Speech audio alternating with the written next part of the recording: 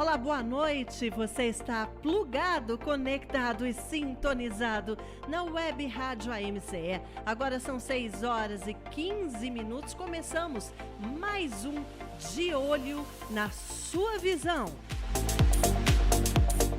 Com a doutora Jennifer Daltro, ela que é diretora técnica e chefe do Departamento de Retina e Vítreo do CBHO, Centro Belo Horizontino de Oftalmologia. O CRM-MG dela é o 41729. Boa noite, doutora, mais uma vez, seja bem-vinda. Boa noite, Jane.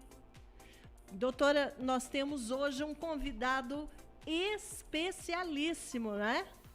Sim, Dr. Rodrigo Hoffman. Dr. Rodrigo Hoffman, ele que é médico oftalmologista, especialista em córnea, lentes de contato, cirurgia refrativa, ceratocone. Ele é coordenador da urgência oftalmológica e gestor de governança gestor de governança clínica do Hospital Oculare e é também sócio-diretor do CMO, sócio-diretor da Olhar Soluções em Oftalmologia, sócio-diretor da Bartimeu Oftalmologia e preceptor de cirurgia refrativa e ceratocone da Santa Casa de Belo Horizonte. Dr. Rodrigo, boa noite, muito obrigada pela sua participação, seja bem-vindo.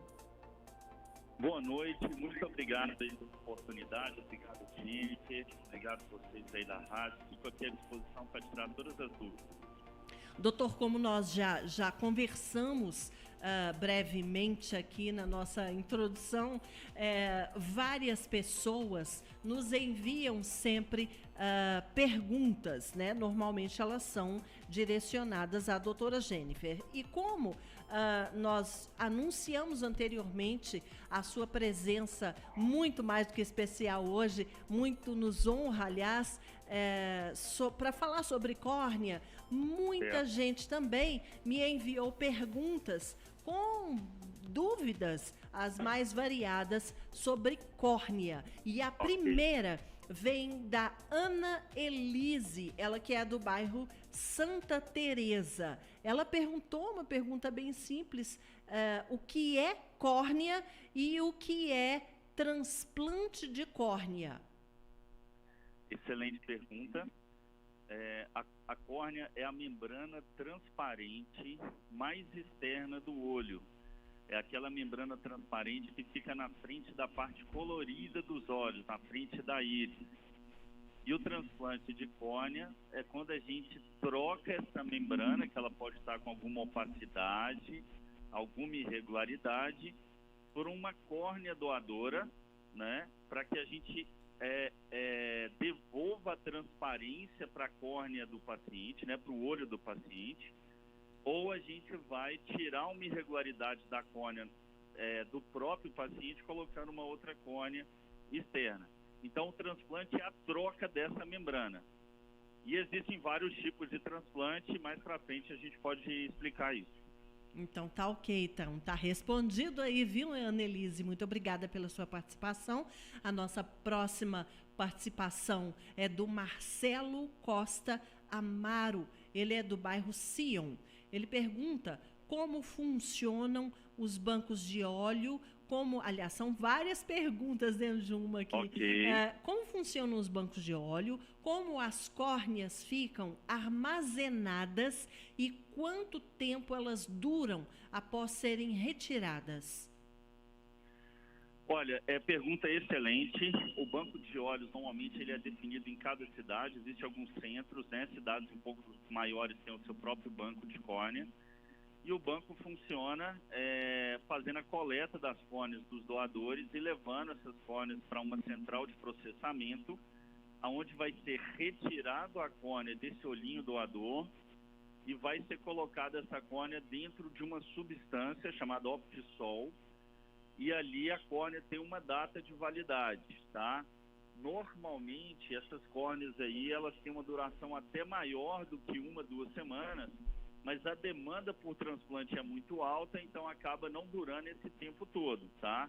Então existe uma validade maior, maior do que um órgão, vamos dizer, vascularizado, porque a córnea não tem vasos, não é um coração, não é um pulmão, não é um fígado, não tem vasos. Então, ela vai durar mais dentro do recipiente e com isso opte sol de conservação. Mas, normalmente, ela vai ali durar em torno de 7 dias antes de ser transplantada, tá? Entendi. Doutor, agora uma pergunta minha. Você citou aí que cada cidade possui o seu banco de olhos. Eles funcionam de forma independente? O banco de olhos de Belo Horizonte é totalmente diferente do funcionamento do Banco do Rio de Janeiro, por exemplo? Não, todos eles seguem as mesmas diretrizes. Existe um órgão nacional que determina essas diretrizes e esses bancos devem seguir ali uma certificação. A certificação garante uma padronização em todos eles, tá? Entendi. E aí existe um órgão estadual e existe um órgão federal. Então existe o órgão estadual que faz avaliação, a certificação e controle dos bancos de olhos municipais. Existe um órgão federal que dá as diretrizes. Perfeito. Doutor, agora nós vamos para a pergunta da Gláucia Sabino, aqui do Santa Teresa. Aliás, quero mandar um abraço já para a Gláucia. É a terceira participação dela. Muito obrigada, viu, Gláucia? A pergunta dela é a seguinte: a hora da morte é um momento muito ruim. Ela quer saber se o ente que morreu for um doador, além de todos os trâmites que a família tem que providenciar naquele momento difícil, ainda tem que ligar para um banco de olhos para avisar. Não, não funciona assim. Excelente pergunta, né? Excelente pergunta, parabéns aí pela Glaucia, pelas participações. O que acontece é o seguinte: existe dentro dos hospitais a assistente social e a equipe do transplante. Então, assim que a pessoa falece e que a família autoriza, ou que já existe uma autorização em vida daquele paciente para doação de órgãos, a equipe do hospital vai entrar em contato com as equipes de transplante, com a equipe do transplante de fígado, de coração, de rim, de pulmão e de córnea.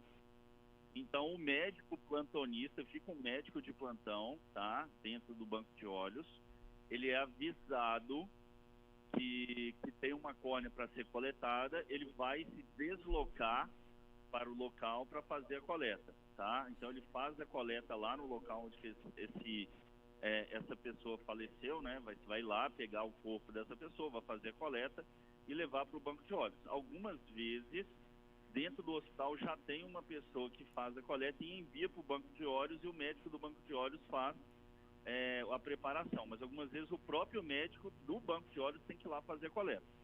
Isso acontece em todos os hospitais, então?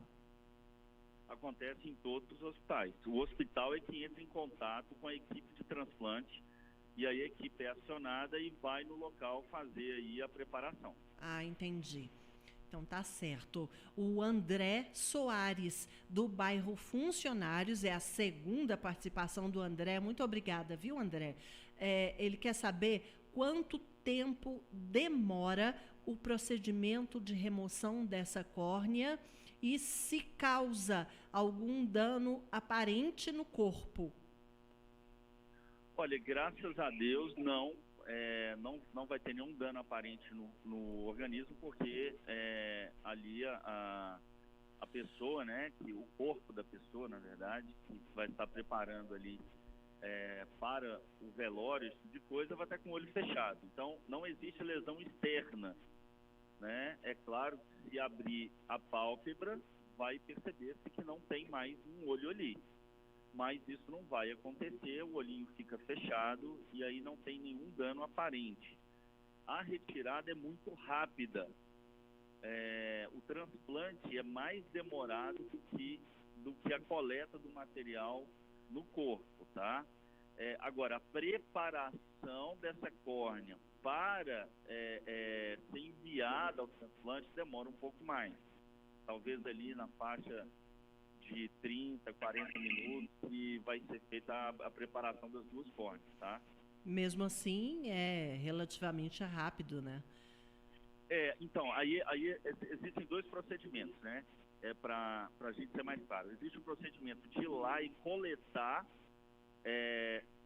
o olho do paciente, porque a gente leva o olho, tá certo? E aí esse olho lá no banco de olhos vai passar por um procedimento de preparação da córnea para ser enviado para o médico que vai fazer um transplante. Então, na retirada lá no corpo deve durar em torno aí de 20 minutos e a preparação então de 30 a 40 minutos. Entendido. Nossa próxima pergunta vem da Paula Meira. Ela mora na Pampulha. Ela quer saber até quanto tempo após o óbito a córnea pode ser retirada. Excelente pergunta. A córnea, por ela não ser vascularizada, ela tem uma duração maior do que os outros órgãos. Mas a gente considera aí um período de, no máximo, 36 horas aí, 36, 48 horas, porque todo o corpo começa a entrar em decomposição. Então, não pode esperar tanto, mas é diferente de um órgão vascularizado. Excelente pergunta. Entendi. Então, a coisa se processa de uma outra forma, como se não é um fígado, um coração, enfim. Exato. Por exemplo, a viabilidade de um órgão desse é diferente. Então, dependendo do tempo que se passa até a coleta dos órgãos, vamos dizer, o fígado, o rim e o coração deixam de ser viáveis e a córnea ainda é viável, entendeu? Lembrando que algumas vezes se mantém o paciente em máquinas, né, que vão ali deixar, vamos dizer, o corpo com vitalidade até que se ocorra esse processo de coleta. Entendi. Então, assim, muitas vezes o paciente fica ali numa máquina que vai fazer o pulmãozinho dele funcionar, numa máquina que e algumas drogas que a gente utiliza para manter o coração batendo, para que dure-se mais tempo ainda para ser feita essa coleta, tá? Tá joia. Doutor, agora o Saulo Capanema, do bairro Santa Mônica, que, aliás, deixe-se registrado, é o nosso recordista em participações. Ele hoje registra aqui a sua 5ª participação. Saulinho, depois eu vou te mandar um presente, viu? Muito obrigada aí sempre. Ele é fã, aliás, ele escreveu que ele é fã da doutora Jennifer. Muito obrigada, Saulo. Eu sou outro fã da doutora Jennifer. Somos todos. Ela Muito é cheia obrigada. de fãs. O Saulo, doutor, está perguntando: quem tem ceratocone se pode doar a córnea? Não pode doar a córnea e essa avaliação, se o paciente tem ou não ceratocone, muitas vezes é difícil fazer na córnea doadora. Como a gente não tem, muitas vezes, um histórico ocular daquele paciente e na hora da gente fazer a coleta, a gente não consegue fazer uma identificação se a pessoa tem ou não ceratocone, se não for um ceratocone avançado, porque se você tem um ceratocone avançado, até visivelmente você consegue ver, né? A olho nu, vamos dizer assim. Mas em alguns casos de ceratocone, ou iniciais, ou frustros, né, que não evoluíram, a gente não tem como ver. E o ceratocone é uma doença genética. Então, infelizmente, em alguns casos, pode acontecer de você colocar uma córnea que já tem uma fragilidade causada pelo ceratocone, ainda não evoluiu para um ceratocone avançado, mas você pode acabar transplantando sim uma córnea que tenha predisposição à evolução do ceratocone num paciente que está fazendo o transplante por causa de ceratocone. Mas aí seria uma falta de sorte muito grande, até porque hoje, se você for ver a estatística da população que tem ceratocone, ou seja, a quantidade de pessoas com ceratocone dentro da população em geral, gira em torno aí, em algumas estatísticas globais, entre 0,8% a 4%. Então, a gente estaria falando que a chance É mínima. De uma córnea doada ter ceratocone também, e um ceratocone não identificável a olho nu, seria aí menos de 4%, entendeu? A chance é muito pequena, mas existe, infelizmente. E aí, então, vamos supor que isso aconteça. Mesmo assim, é tratável, né, doutor? Sim, é tratável. Ou essa córnea fica, não vai servir, assim? Não, ela serve, né? É feito o transplante. Se for observado alguma fragilidade, alguma evolução para um ceratocone mesmo, porque assim, ter ceratocone geneticamente não quer dizer que você vai desenvolver o ceratocone. Existe uma área da medicina que está evoluindo muito chamada epigenética. A epigenética, ela diz o seguinte: não é porque você tem o gene que você vai desenvolver a doença. Existem fatores ambientais, alimentares, de trauma, alguns estímulos que podem ligar aquele gene e fazer você desenvolver aquela doença. Então, muitas vezes você transplanta uma córnea que pode ter o ceratocone e não evolua nada, fique normal, ninguém fique sabendo que tem.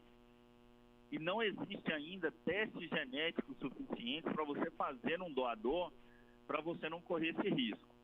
Agora, vamos dizer o caso de você pegar uma córnea com ceratocone e transplantar ela para uma pessoa. A partir do momento que essa córnea apresentar fragilidade, existem procedimentos que você consegue paralisar a evolução do ceratocone. Um deles chama cross-linking. Então, você vai pegar uma córnea transplantada que pode estar evoluindo com ceratocone e utilizar esse procedimento chamado crosslink para endurecer essa córnea e não permitir que ela comece a, vamos dizer, a deformar. Então, existe tratamento sim, tá? Tanto para o ceratocone quanto para uma córnea transplantada que possa ter um ceratocone que vá, de alguma maneira, evoluir. É interessante, bacana. Doutor Rodrigo, a Clarice Maia, do Sion, ela quer saber se a doação de córnea é seguro para quem recebe e se há risco de contaminação ou rejeição. A chance de contaminação é pequena. É feita uma triagem do doador, né? Onde é feito vários exames ali para verificar. Claro que é colhida uma história também, né? Ali junto aos familiares e avaliação, e é feito alguns exames de sangue para avaliar algum risco, vamos dizer, daquela córnea estar contaminada. Então, as mesmas regras utilizadas para doação de qualquer órgão, que é para avaliar se o paciente tem doenças como herpes, sífilis e algumas outras alterações, é feito também em relação à córnea, tá? Com relação à rejeição, como a córnea ela não é vascularizada, a chance de rejeição é muito menor. Existe uma avaliação que a gente faz de qualquer transplante, que é o HLA, que é um teste de compatibilidade, tá? Genética aí entre o doador e o receptor. Mas no caso da córnea, ele é menos importante, tá? Pela córnea não ser vascularizada. Ou seja, o sangue do paciente receptor, ele não chega até o órgão transplantado, tá? Só para vocês entenderem. A rejeição existe o risco sim, tá? Quanto mais jovem o paciente transplantado, maior a chance de rejeição. E também existe uma outra situação que a gente chama de falência do órgão transplantado, que não tem relação direta, pode ter uma relação indireta, mas não direta com a rejeição. Mas a rejeição de uma córnea, ela é relativamente fácil de tratar para quem é um especialista. A gente entra com algumas substâncias que vão reduzir a rejeição do organismo àquele órgão. E a gente utiliza tanto medicamentos orais quanto medicamentos que pingam no olho, né, tópicos. Essa medicação a gente chama de corticoide. Então, nós utilizamos o corticoide corticoide. Muita gente já deve ter ouvido falar da prednisona. Nossa, né? muito. A criança já ouviu falar do prednisona. Principalmente quem é mãe, né? Exato. Pediatra dá muito. Exatamente. Isso aí. Aí a gente utiliza esse mesmo corticoide como colírio e utiliza esse corticoide oral também para fazer o controle dessa rejeição. 99,9% de todos os pacientes em processo de rejeição que vão ao especialista, a partir do momento que viu que o olho está vermelho, que o olho está inflamado, que o olho está doendo, que tem sensibilidade à luz, que está com sensação de corpo estranho naquele olho transplantado e procurou imediatamente o especialista, 99,9% não vão ter o problema com a rejeição, vão ser curados da rejeição. Bacana. A Juliana Vaz, do bairro Tupi, ela quer saber o que é ceratocone e como é que a pessoa percebe que tem. Vamos lá. Então, a gente já deu uma entrada, né, uma introdução aí, falando que ceratocone é uma doença genética. A córnea, que é essa membrana transparente, que fica na frente da parte colorida dos olhinhos, é uma membrana formada por colágeno. Imagina os tijolinhos de uma casa, tá? E esses tijolos, eles são longos. E quando você vai fazer a parede, você coloca vários tijolinhos longos desse, numa direção, por exemplo, horizontal e depois vertical, horizontal, vertical, formando como se fosse um cobertor em cima de um cobertor. E esse cobertor é formado de fios e esses fios são chamados de colágeno. O colágeno, ele vai dar flexibilidade e transparência para a córnea. Existem vários tipos de colágeno no organismo. Nós temos os principais colágeno 1, tipo 1, tipo 2, tipo 3, tipo 4. Esse não é aquele colágeno famoso da beleza, não? Na verdade, o organismo todo tem colágeno, né? As articulações têm colágeno, existe colágeno na formação dos vasos, Mas então, quando a gente envelhece, a gente vai perdendo esse colágeno? Não na córnea, tá? Mas o que acontece não é que a gente vai perdendo o colágeno, tá? O que acontece é que você vai ter um desgaste maior de estruturas que precisam do colágeno para se regenerarem. Então, você aumenta a sua ingestão de colágeno e aumenta a sua capacidade de regeneração. Então, é para isso que a gente toma o colágeno, tá? A suplementação de colágeno. Mas voltando na córnea, pensando nos tijolinhos aí, nesse tapete, né, formado por várias fibras de colágeno, o colágeno da córnea, ele é transparente, tá? E é flexível, só que ele tem uma flexibilidade que faça com que, vamos dizer, se você forçar ele estica e volta, igual um balão. Quando você tem um colágeno que ele é mal conectado, as moléculas de colágeno, cada uma dessas fibras de colágeno, elas não estão bem aderidas umas às outras, e essa adesão é feita por um tipo de molécula, de estrutura que a gente chama de tie junctions, que é como se fosse ganchinhos que grudam uma molécula na outra. Quando você tem esse ganchinho mal formado, o olho, pela própria pressão interna sobre a córnea, e ao esfregar o olho, você estica essa córnea, em vez dela voltar para o lugar igual um elástico, igual um balão, ela estica e deforma. Então, você tem avaliação do ceratocone geneticamente, ou seja, existe uma predisposição genética, existe o paciente portador do gene causador do ceratocone, e esse gene vai produzir moléculas de colágeno menos aderidas umas às outras, diminuindo a flexibilidade dessa córnea, e você tem um paciente que desenvolve a doença do ceratocone, que é quando essa córnea estica e não volta para o normal, ela estica e deforma. Nossa, mesmo então, mesmo que eu não tenha ninguém na família com ceratocone, eu posso desenvolver? Existem várias mutações, né? O gene do ceratocone, ele é uma mutação. Então, algumas pessoas podem ser as primeiras daquela família a terem ceratocone. E aí elas vão ter uma predisposição de transferência isso para gerações. mas essa transferência ela não é mendeliana, não é aquela transferência típica que o pai tem e o filho pode ter. Muitas vezes salta-se gerações. Não é um Você fator tem filhos que não determinante. você tem filhos que não tem e um neto pode ter. Você pode ter um primo, né? Voltando então àquela situação, como a córnea ela começa a esticar e ficar pontuda, ela fica na forma cônica, na forma de um cone. E cerato vem de córnea. Então, ceratocone é uma córnea em forma cônica, deformada. Entendi. Então tá respondido aí para Juliana Vaz o que é o ceratocone. O Getúlio Senra da Savassi quer saber sobre se o anel de Ferrara é a única forma de tratamento para o ceratocone e se o anel danifica a córnea.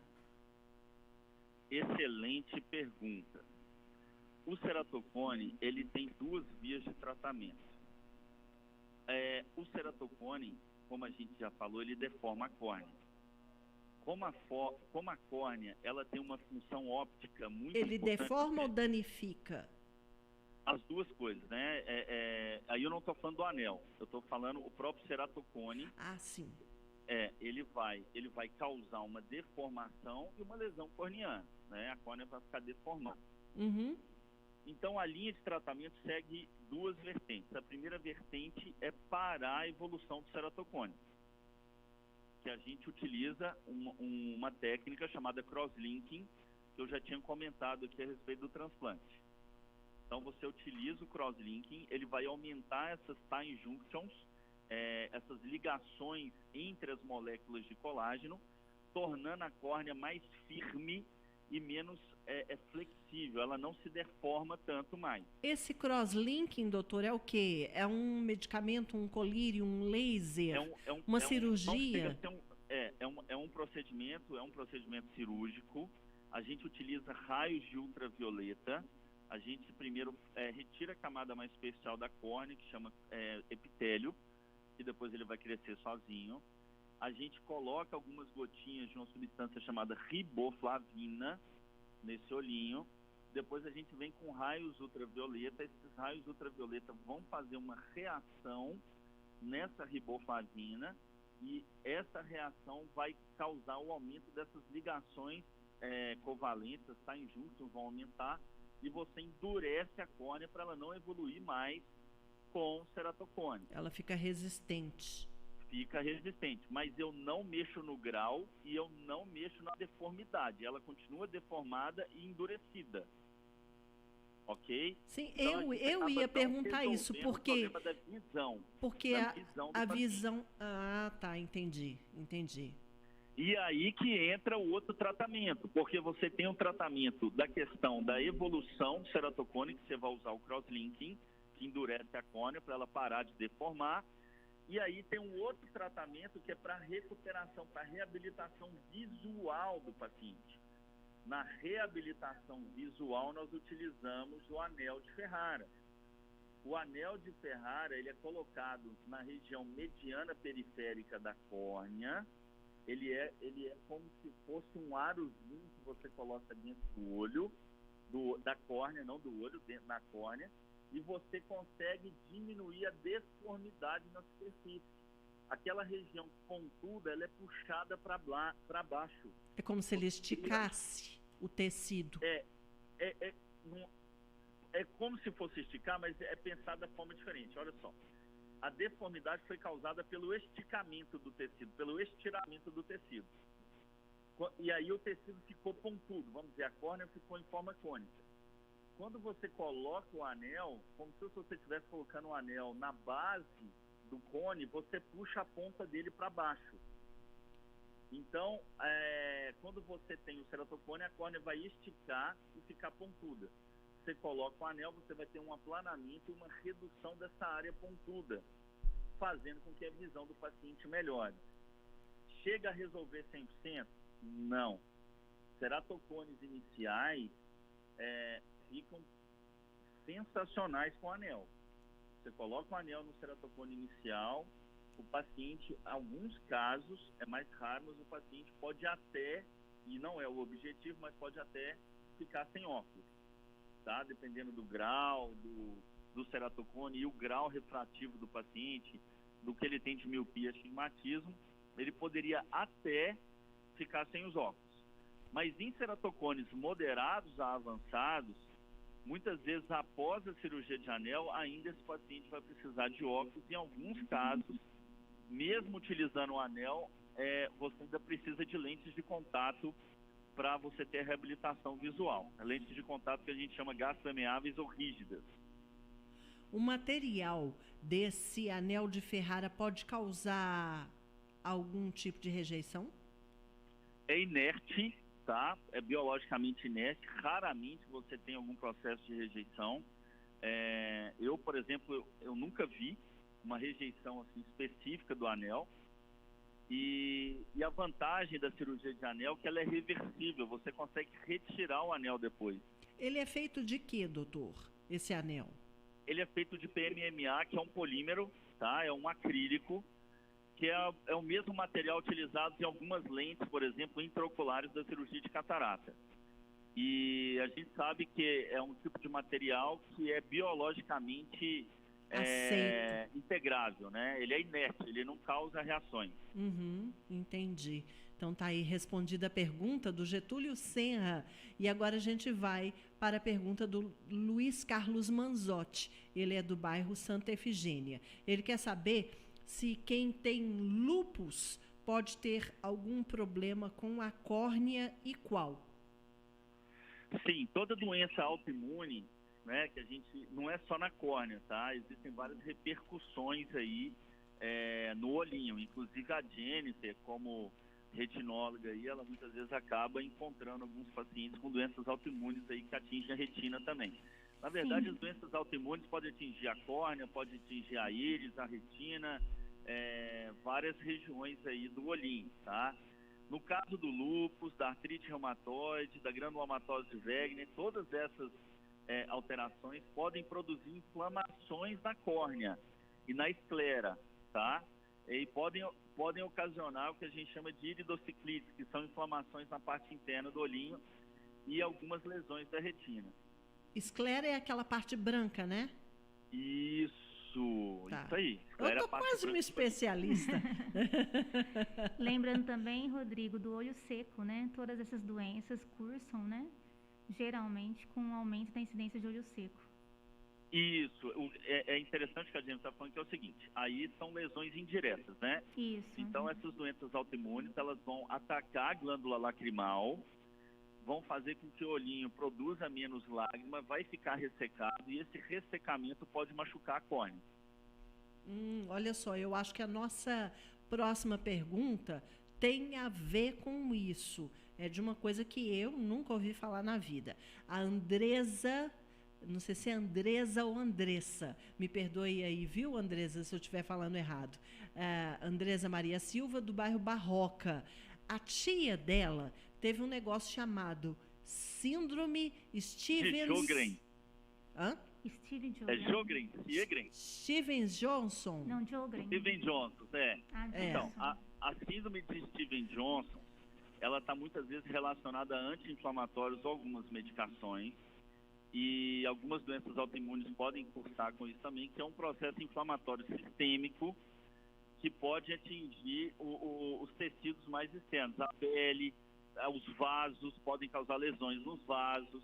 Pois é. É porque ela falou o seguinte, que a tia dela teve essa síndrome e que isso trouxe problemas para a córnea, já que a tia coçava os olhos o tempo todo. E hoje ela aplica muitos colírios e ela quer saber se com o tempo seco isso pode se agravar e voltar.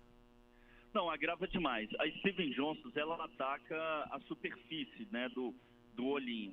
Então, existem algumas glândulas, que a gente chama de glândulas de células caliciformes, que produzem o muco da lágrima, por exemplo. Então, você acaba tendo a lágrima, ela é composta de várias substâncias. Ela é composta de água, de sais minerais, de proteínas e gordura, tá?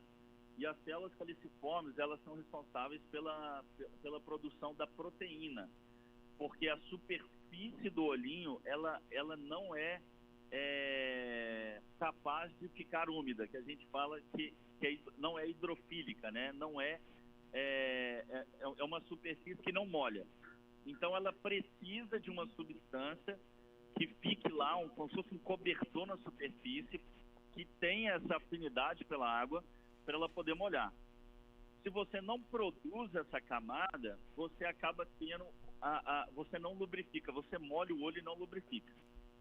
Então, em alguns desses casos, você tem sim uma dificuldade de lubrificação do olhinho, né? A Stevens-Johnson, ela acaba lesando essas células caliciformes, pode ocorrer também a própria lesão da glândula lacrimal, e aí você pode ter um olho seco crônico.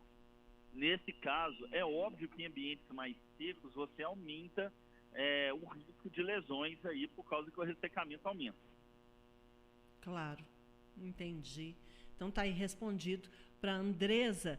E a nossa próxima pergunta vem do bairro Savassi, o Mário Lancelotti. Ele quer saber se córnea é igual sapato, se tem tamanho, porque na visão dele a córnea estica, então se a córnea de um adulto pode ser colocada em uma criança, por exemplo. Olha, aí a gente fala em relação ao crescimento dos olhos, tá? O olho depois do nascimento, ele cresce muito pouco. Não é comum a gente colocar uma córnea de uma pessoa numa idade mais velha numa criança, que a gente imagina que a criança vai viver até que diga o contrário mais do que aquela outra pessoa, né? Então, normalmente, é feito um ajuste de idade. A gente não coloca a córnea de um paciente de 60 anos numa criança, a não ser que aquela criança, aí existe uma outra situação, que o desenvolvimento visual de uma criança vai até os 7 anos.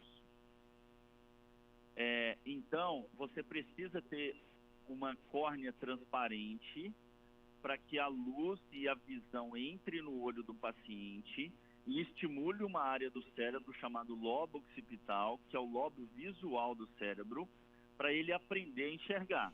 Então, o mais importante não é o tamanho, é a transparência, é isso que eu entendi? Depende do caso.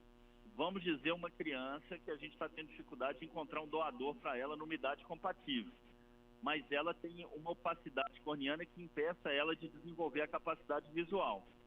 É mais importante eu conseguir fazer ela ter transparência para desenvolver a capacidade visual do que escolher uma córnea que não está chegando.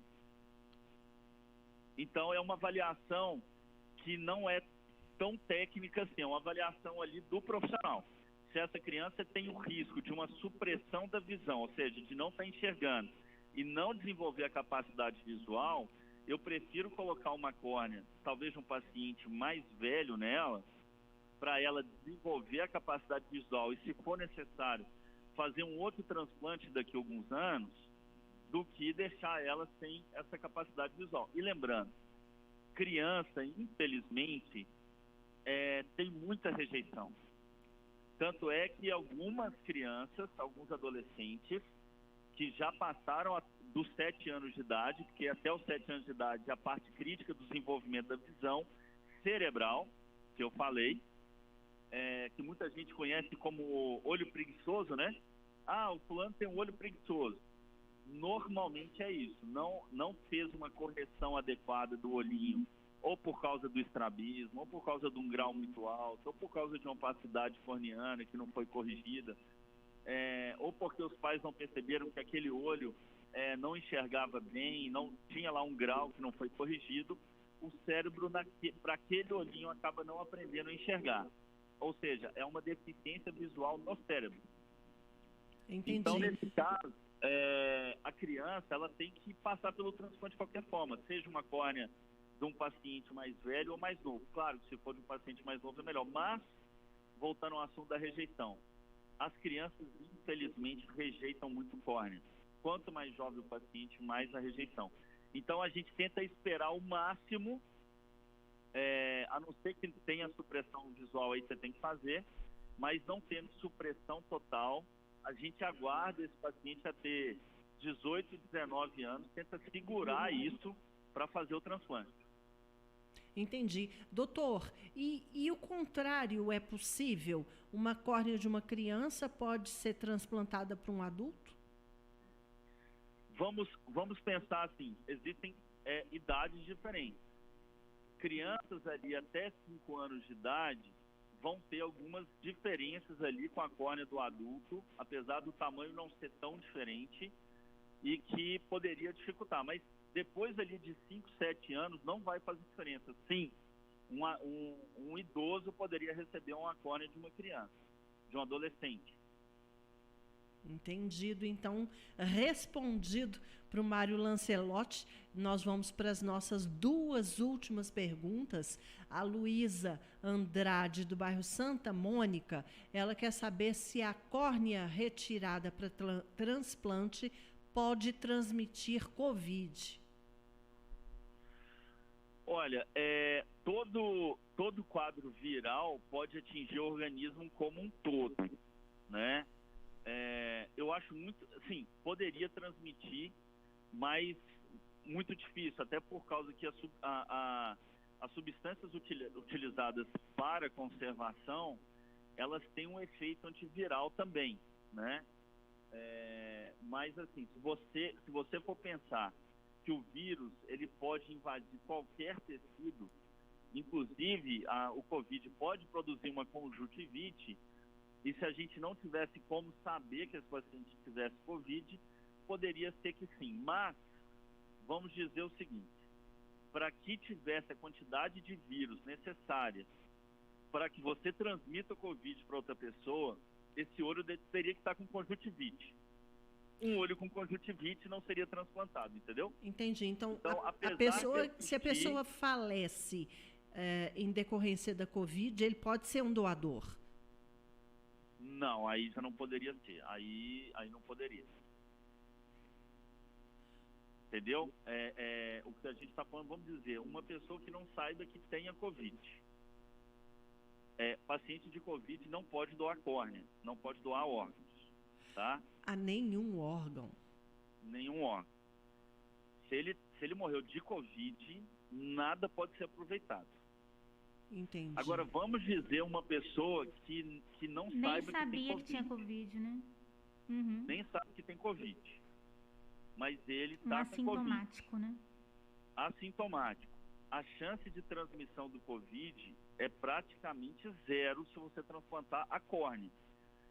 Só haveria risco se esse paciente tivesse conjuntivite associado, conjuntivite por Covid. Mas, nesse caso, a córnea dele nem seria coletada, vamos dizer assim. Ah, tá. Entendido. Então, a nossa última pergunta vem da Rosângela Maria Ferraz, ela é do bairro Centro. Aliás, nós temos muitas participações do Centro, quero agradecer o pessoal lá. Ela quer saber se lentes de contato pode danificar a córnea. Lentes mal adaptadas podem danificar a córnea. A gente fala algumas lentes que a gente precisa de adaptação do encontro da superfície posterior da lente com a superfície anterior do olho. Então, se essa lente estiver tocando o olho, pode causar lesões. E lentes gelatinosas, utilizadas durante muito tempo, sem limpeza adequada, podem causar infecções graves no olho, que sim, podem causar lesões. Lente de contato é ato médico, deve ser acompanhada por um oftalmologista, que vai orientar e vai escolher a melhor lente para esse paciente utilizar. Então, o uso inadequado da lente, sim, pode causar lesões graves. Sensacional, sensacional. Doutora Jennifer, quer perguntar, falar alguma coisa?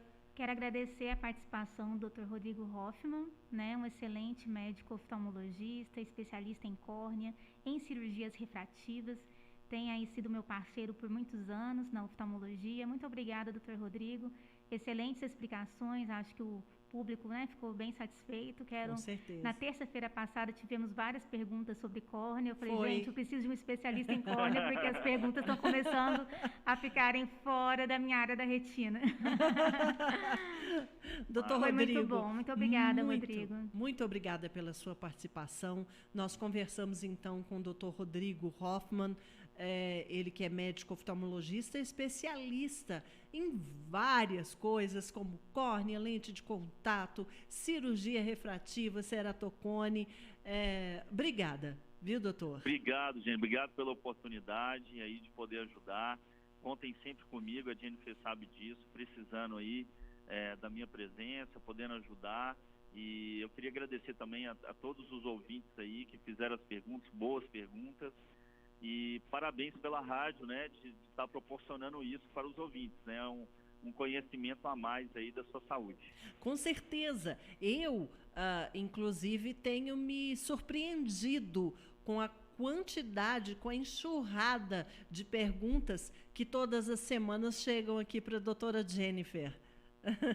E é interessante ver quantas dúvidas as pessoas têm a respeito dos olhos, principalmente, né?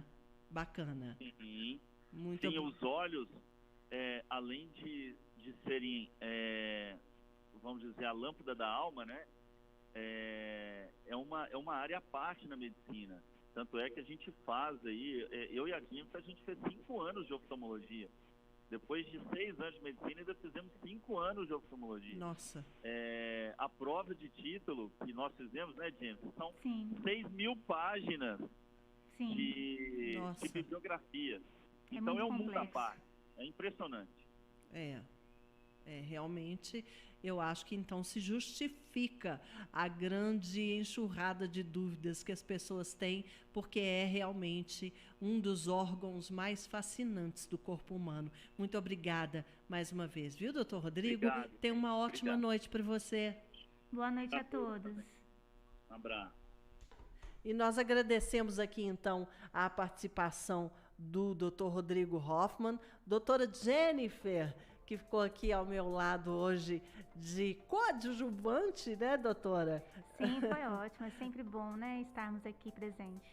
E eu estou, assim, muito feliz, realmente, com a participação das pessoas. E eu tive vários registros, doutora, de pessoas falando a respeito de você, que já viraram suas fãs, que estão doidas para te conhecer pessoalmente e tal. Aliás, eu sou suspeita, muito suspeita, mas eu, Jane Usher, vou indicar aí para todo mundo, principalmente a maioria dos nossos ouvintes são conveniados da Associação Mineira de Cronistas Esportivos. Então vai lá no CBHO, Rua São Paulo 893, sala 907. E o telefone do Centro Belo Horizontino de Oftalmologia é o 4103-3006. Para essa enxurrada de gente aí que tá fãzaço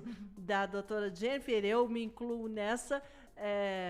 Então, está aí disponível o Centro Belo Horizontino de Oftalmologia, que eu conheço. Gente, é maravilhoso e, principalmente, o pessoal lá está muito preocupado com essa questão dos protocolos com relação ao Covid. Tudo extremamente limpo, álcool gel, distanciamento social. Vocês podem ir tranquilos, que eu garanto para vocês, tá bom? Doutora Jennifer, muito obrigada mais uma vez pela sua também participação e até semana que vem. Até, um grande abraço e boa noite.